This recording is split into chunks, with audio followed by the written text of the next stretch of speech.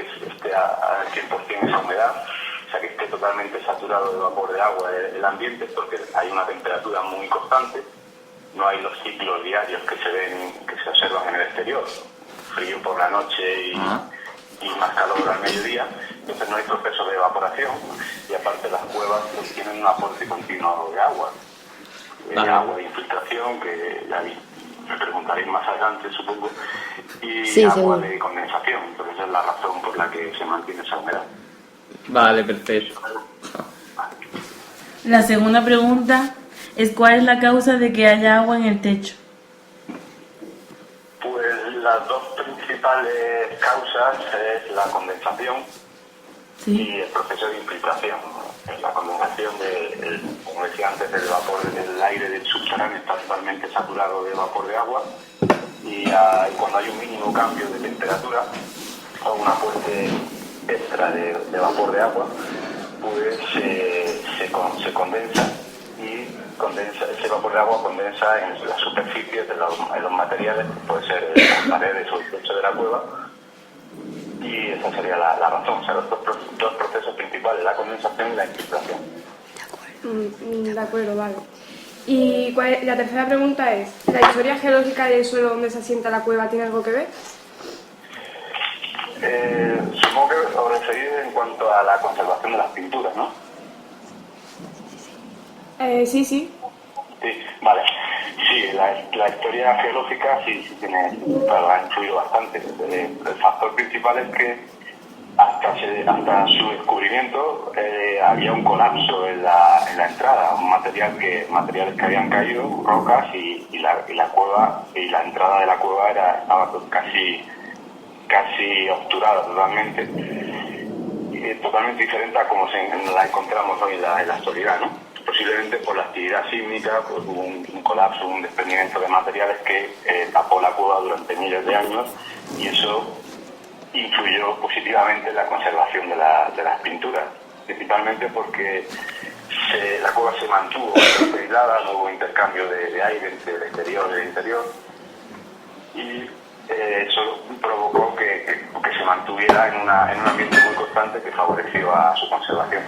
Luego, tras su descubrimiento, la zona de la entrada pues ha experimentado muchos cambios a causa del hombre, cambios antrópicos como la adecuación para las visitas turísticas hace varias décadas, las excavaciones arqueológicas en la zona de la entrada, y luego también trabajos para asegurar su estabilidad estructural, que no se cayeran los estratos, las rocas del techo, y se pudiera entrar. Incluso en el exterior se echó una lechada de cemento en el suelo intentando evitar la infiltración de agua,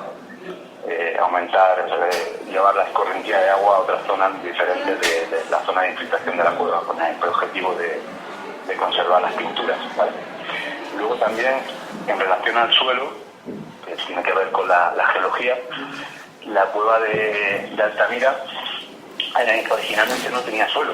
El suelo apareció porque hubo una actividad, desde hace décadas, una actividad agrícola, una actividad ganadera, y se creó una zona de pastos para el ganado, y eso provocó que las condiciones respecto a hace miles de años cambiaran totalmente. Sabes que el suelo puede actuar como una esponja reteniendo el agua, y ese agua del agua de lluvia puede infiltrarse en la cavidad, en la cueva, lentamente, y eso pues altera totalmente las condiciones iniciales. ¿Vale? Vale, ya vemos algo más claro. Buenos días, Ángel, yo soy Lorena, ¿vale? Vale. Han venido más compañeros nuestros, ¿vale? Y Felipe. Y Felipe también. Hola, primo, ¿cómo estás? Hola Felipe. ¿Y tú? Bien, acabo de llegar ahora mismo. ¿Dónde estás? ¿En la universidad? Sí, estoy aquí en el despacho. ¿Cómo te va tu primera semanita o tus primeras semanitas aquí en Málaga, o sea, en Almería? Un mes, atareado, pero bien. Pues nada, aquí están los chicos de Altamira con el tema de la cueva y demás. Sí. Y hemos estado viendo incluso, con las gafas de realidad virtual la cueva por dentro. Ah, sí, vi la noticia. Pues es chulísimo, se ve perfectamente. Sí. Los chicos de patrimonio y de turismo están viéndolo y están flipados porque se ve muy bien. Se ve bastante Bueno, pues bien. ya queda una visita allí a Altamira. Sí, bueno, eso es complicado. Poder acceder allí es complicado. Y que con suerte os toque entrar original. No, con la copia nos conformamos. Muy bien. Bueno, te dejo con ellos. Vale, muy bien. Un beso. Hasta luego, hablamos. Bueno, va la siguiente pregunta, ¿vale? Dime, sí. ¿Esa humedad destruye las pinturas? Bueno, tenéis que tener en cuenta que la humedad ambiental al 100% es típica en las cuevas y en el caso concreto de Altamira se ha mantenido durante miles de años. Pero en un proceso, en cualquier cueva y con pinturas con arte rupestre, la humedad potencialmente sí puede afectar a la conservación de las pinturas, tanto en exceso como en defecto. Si hay mucha evaporación, pues se secan las pinturas, se produce una escamación de las pinturas y caen. Pero también por exceso, tanto si hay un exceso de humedad, pues lo que puede provocar es una condensación extra, que se formen gotitas, digamos, en el techo y por gravedad caigan y arrastren las pinturas, los pigmentos. Pero también el agua, pensar que el agua de condensación tiene disuelto menos CO2 que, por ejemplo, el agua de infiltración. O sea, es capaz de absorber, de disolver el CO2 ambiental, que es bastante alto en la cueva, el dióxido de carbono. Entonces, ese CO2 que se disuelve en el agua de condensación, pues provoca que ese agua sea más ácida, más corrosiva y disuelva el material soporte donde están las pinturas. Al disolver el material soporte se produce una corrosión y caen las pinturas, caen el pigmento, ¿vale? Ese sería el principal efecto negativo del agua de condensación, de la humedad ambiental. ¿Vale? Ok. Muy bien. La siguiente pregunta es, ¿se han perdido pigmentos? Pigmento, bien, pues... A ver, aquí os tengo que contar dos cosas. En nuestro grupo de investigación, al que yo pertenezco, que está radicado en el Museo de Ciencias Naturales del Consejo Superior de Investigaciones Científicas en Madrid, pues este grupo de investigación empezó a estudiar la cueva, a trabajar en la cueva de Altamira en la década de los 90 finales, básicamente. En un estudio inicial de nuestro grupo de investigación, pues se confirmó que los procesos de condensación inducida por los visitantes, pues sí que provocaban una corrosión del material soporte donde están las pinturas de la roca, ¿no? Caliza. Y que esto estaba íntimamente relacionado con las visitas, con la carga acumulada de visitas que se había producido en años anteriores. Y las evidencias de falta de pintura pues se veía a visu, vamos, es evidente porque hay pues zonas donde faltan partes de bisontes y de las pinturas y hay una pérdida notable de pigmento. La causa principal está asociada a las visitas, a la acumulación de visitas diarias en décadas anteriores. Bueno, y otro tema que os quería comentar es que en la actualidad también se ve a tiempo real, digamos, el efecto de pérdida de pigmentos. Y incluso la dirección de la cueva de Altamira lo ha constatado. Y a partir en un congreso reciente, hace 3 años creo, hubo unas charlas y ellos comentaron que a partir de 2013 empezaron a detectar una caída directa del pigmento rojo en el suelo de la sala de polícromo. Y este fenómeno se había detectado como proceso activo en nuestros estudios previos y en estudios anteriores. Y la razón pues está por ver. Ellos el nuevo grupo de investigación que están estudiando la cueva pues están intentando ver si está relacionado con una condensación de vapor de agua en el techo, o bien pues, que se haya activado nuevas vías de infiltración que antes no existían y estén provocando ese efecto de pérdida de pigmento. De acuerdo, mira. Muy bien. Es que acabo de responder a las 2 siguientes preguntas que teníamos. Entonces, Sí. mira, las preguntas Vale. eran que cómo afecta la respiración de los visitantes a las cuevas, a las pinturas. Y en la siguiente pone que en el artículo se habla de microorganismos en las paredes y en el techo sobre algunas pinturas. ¿Cómo han aparecido estos organismos?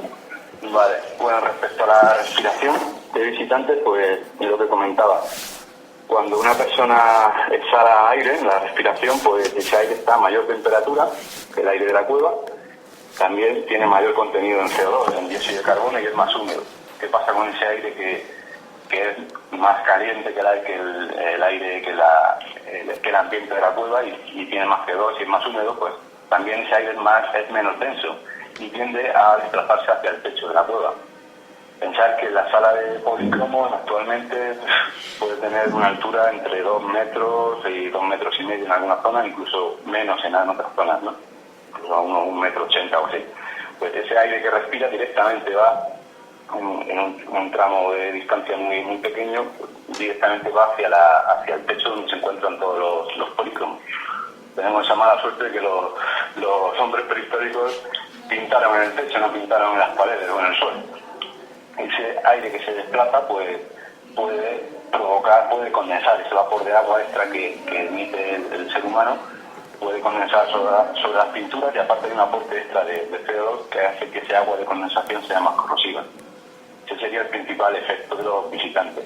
Luego también los visitantes al entrar, cuando hablo de visitantes hablo tanto de turistas como de los investigadores que entran a la cueva, pues también pueden provocar que aumenten las partículas en suspensión en el aire. Partículas de polvo que arrastran microorganismos como bacterias y esporas de hongos. Y que nosotros lo conocemos como hidroaerosoles, porque pueden estar asociadas a moléculas de vapor de agua, y esos hidroaerosoles pueden condensar, pueden adherirse al techo y provocar ese impacto de corrosión del que os hablaba, y también pues fomentar que se colonice con microorganismos el techo. Y esta biocolonización del techo pues está en relación con la otra pregunta que me decías sobre los microorganismos en las paredes y en el techo. ¿Cómo han aparecido? Pues precisamente por eso, por el efecto, por la carga acumulada de visitantes. Todos estos microorganismos están presentes en el suelo de la cueva y en el suelo exterior, de forma natural. Pero ese aumento de número de visitas de forma acumulada, de forma progresiva durante cada año, durante décadas, pues lo que ha provocado que se pase de un medio pobre en nutrientes, un medio oligotrófico, a un medio con mayor disponibilidad de nutrientes en el interior de la cueva. Y eso es un aporte de nutrientes extra para que colonicen esos microorganismos que no estaban en la cueva, pero que al tener, digamos, un ecosistema favorable para colonizarlo, pues colonicen esa parte de ese medio subterráneo que inicialmente no era posible colonizar porque no era favorable para su desarrollo. ¿De acuerdo? Y ahora la siguiente. ¿Por qué tienen distinta pigmentación los microorganismos encontrados en la cueva? ¿Por qué, perdona? ¿Por qué tienen distinta pigmentación los microorganismos encontrados? Bueno,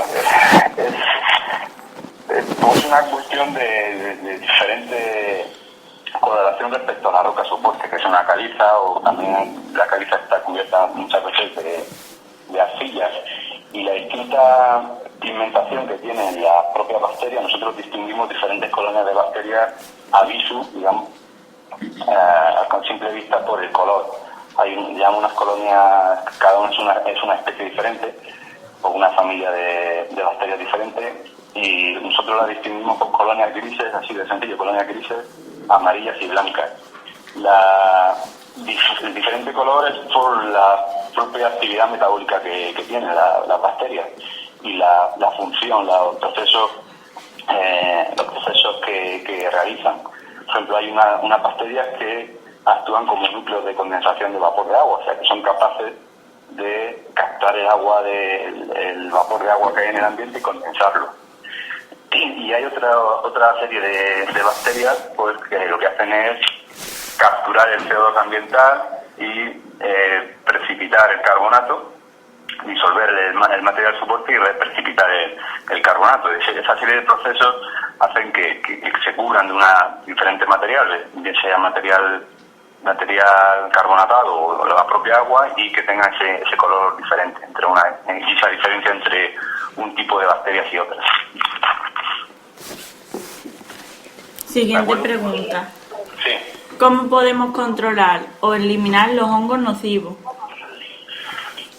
Bueno, es un tema complicado porque los hongos, las esporas de hongos están en todos los ambientes, incluso en estos ambientes subterráneos que no hay, las cuevas que no tienen un contacto con están más aislados del exterior, donde la cantidad de hongos es mucho mayor.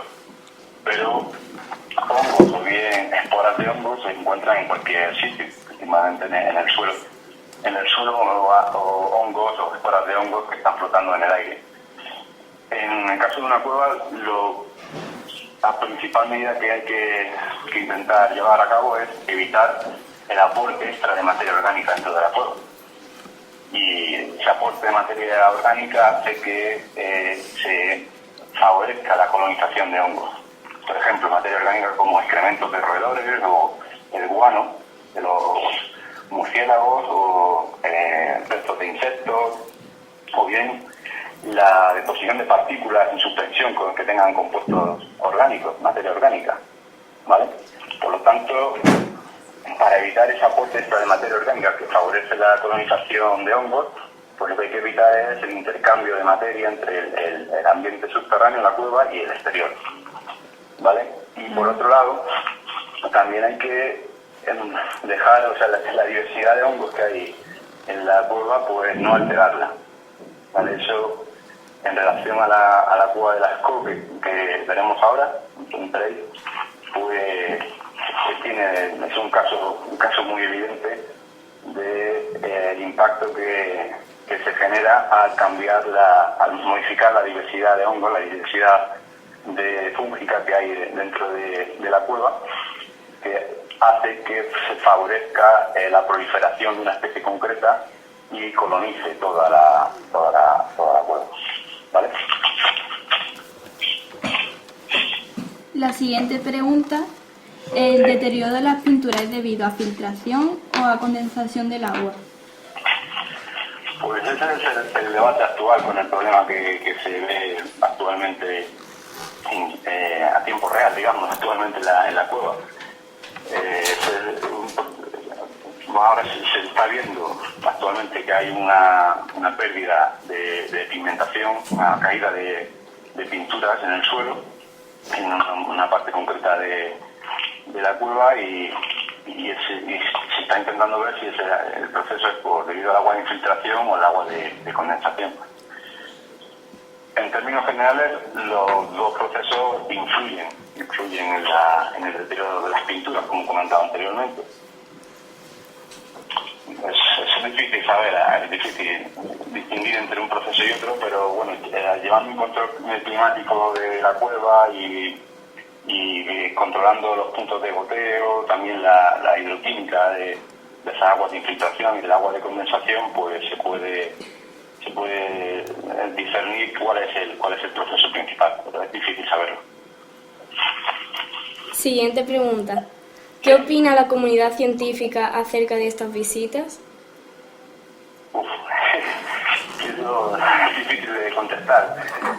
Yo te cuento desde nuestro grupo de investigación y desde un punto de vista puramente científico, y en función de todos los estudios que hemos hecho anteriormente, en los últimos años, pues pensamos que la estrategia más acertada para conservar la cueva y que aporta mayores garantías consiste en continuar con una línea de actuación de intentar mantener la cueva con la menor tasas posibles de conexión entre el exterior y el interior de la cueva. Esa sería la clave, ¿no?, en términos generales.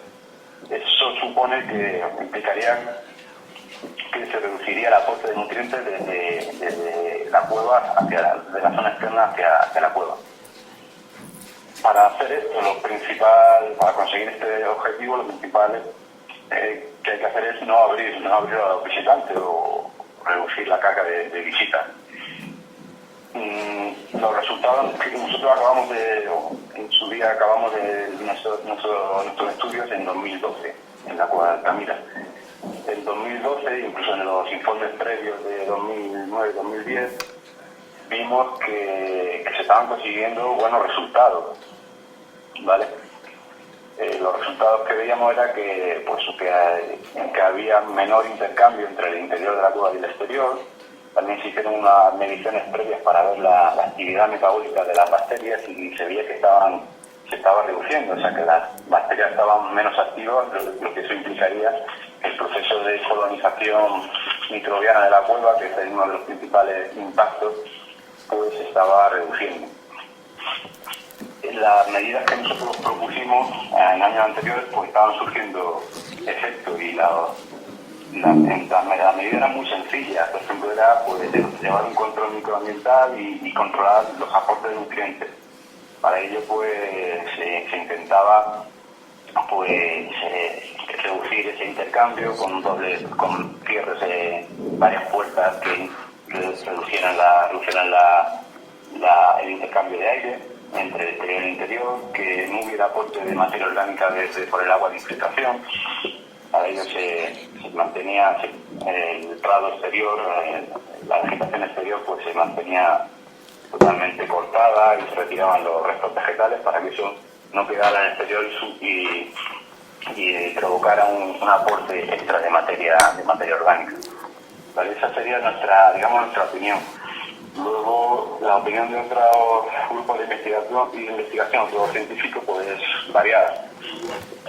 Gente que se haya manifestado, pues está el Departamento de Prehistoria de la Complutense, de la Universidad Complutense de Madrid, que pues, se sumó a las críticas de una posible ampliación de la visita, de la apertura de la cueva, y enviaron una carta a la UNESCO, y estos prehistoriadores pues aseguraban que el plan de ampliación de visitas que se contemplaba en la cueva original pues no se sostiene ni en datos científicos ni tampoco era un reclamo social. Y decían que era una decisión del patronato. En este sentido, pues una decisión del patronato favorecería el deterioro de las pinturas rupestres sin atraer más turismo. Ese fue su posicionamiento. Luego ya os digo que hay pues diferentes posturas, diferentes criterios. Y la siguiente, ¿cómo se puede impedir y qué se puede aplicar para impedir las pérdidas de las pinturas? Bueno, pues no existe una estrategia de conservación única. Nuestro grupo de investigación es partidario de aplicar medidas correctoras pues tendentes a lo que decía, disminuir la llegada de nutrientes del exterior y mantener el ambiente interno lo más estable posible, reducir las tasas de intercambio de materia y energía con el exterior. En las medidas que, como comentaba antes, que propusimos a la dirección de Altamira era y que se aplicaron prácticamente desde el último cierre que fue al turismo que fue en 2002, pues era llevar un exhaustivo seguimiento microclimático, microbiológico, que era en lo que consistían nuestros estudios, y luego medidas muy sencillas y muy obvias, que era, por ejemplo, lo que comentaba antes, la eliminación mediante el control de la vegetación exterior de materia orgánica disuelta en las aguas que se infiltraban, y o bien la instalación de cierres intermedios entre la zona de entrada, de entrada a la cueva, que está altamente colonizada por microorganismos, y la sala de polícromos, para evitar ese intercambio de aire y de materia y de nutrientes, y consiguiendo reducir ese aporte, esa conexión exterior-interior y reducir ese aporte de nutrientes, pues se favorece, se impediría una mayor presencia y proliferación de bacterias. Siguiente pregunta. ¿Qué es y en qué consiste el plan de conservación preventiva? Bien, ese es el nombre del nuevo proyecto que se lleva a cabo, que nosotros nos formamos parte en nuestro grupo de investigación. En agosto del 2012, el Patronato de la Cueva de Altamira pues encomendó al Instituto de Patrimonio Cultural de España iniciar una fase de estudios que lleva el nombre del proyecto ese. estudio de programa de investigación para ver y plan de conservación preventiva de la cueva de Altamira. Y estos estudios, con una duración de 2 años, se estaba basado en modelos teóricos y de experimentación, y se trataba de evaluar la incidencia de la dinámica natural de la cueva y el impacto de la presencia humana en su conservación y la conservación de las pinturas rupestres. Y por otro lado, todo el objetivo era definir los protocolos de acceso de investigadores y visitantes y diseñar las medidas de conservación preventiva. El objetivo de este programa de investigación, de este plan de conservación preventiva, era determinar el impacto que la presencia del hombre, la presencia humana, tiene sobre la conservación de las pinturas y elaborar un plan de conservación y decidir si era compatible esta conservación con un régimen de acceso de visitas a la cueva. Pero ya os digo, esto es lo que yo conozco sobre los objetivos de ese plan de conservación preventiva, pero nuestro grupo de investigación no ha formado parte de este estudio. Nosotros acabamos nuestros estudios en 2012 y el siguiente proyecto fue destinado o enfocado al plan de conservación preventiva. Vale, muy bien. Ya vamos terminando con las preguntas, ¿vale? Muy bien. La siguiente es, ¿existen casos similares en otras cuevas importantes del Paleolítico? Vale, en cuanto a presencia de pintura, bueno, Altamira es de los casos más espectaculares a nivel mundial de presencia de pintura rupestre, pero hay otros ejemplos, como en la cueva de Lascaux, y la cueva recientemente, bueno, en 1994 se descubrió otra de las cuevas también muy impresionante en cuanto a la calidad del estado de conservación de las pinturas y la diversidad de pinturas que había, que es la cueva de Chauvet, en Francia. Y os digo estos dos ejemplos. Bueno, aparte hay muchas, en España hay muchas cuevas en toda la cordillera cantábrica con pinturas rupestres. Muchas de ellas están englobadas dentro de un plan de conservación de la UNESCO, son patrimonio de la UNESCO, que es todas las cuevas de Cantabria, del País Vasco, toda la cordillera cantábrica básicamente.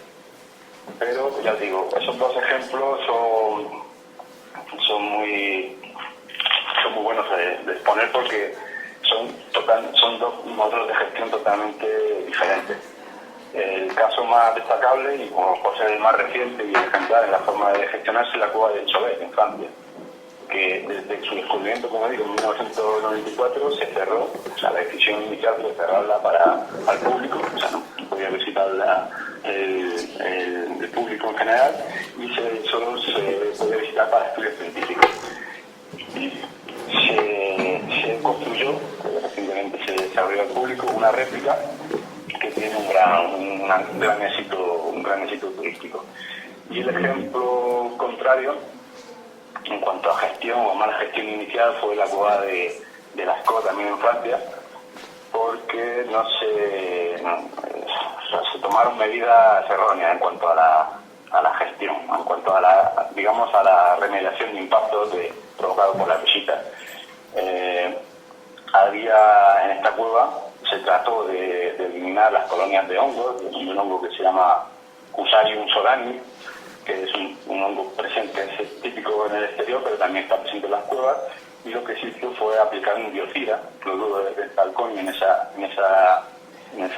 colonias de hongos, y lo que provocó fue que apareciera una explosión de otra especie de hongos, porque se eliminaron esa especie concreta, disminuyó la diversidad, la competencia entre especies, y lo que provocó es que se consiguieran las condiciones ecológicas favorables para la invasión de ese hongo, de un único hongo, pero en mayor proporción.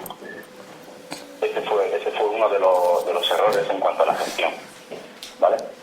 Ahora esa cueva, por ejemplo, está totalmente cerrada al público y están intentando ver cómo responde la cueva tras ese impacto provocado por el hombre, y ver están viendo cómo se recupera, y actualmente se encuentra cerrada al público.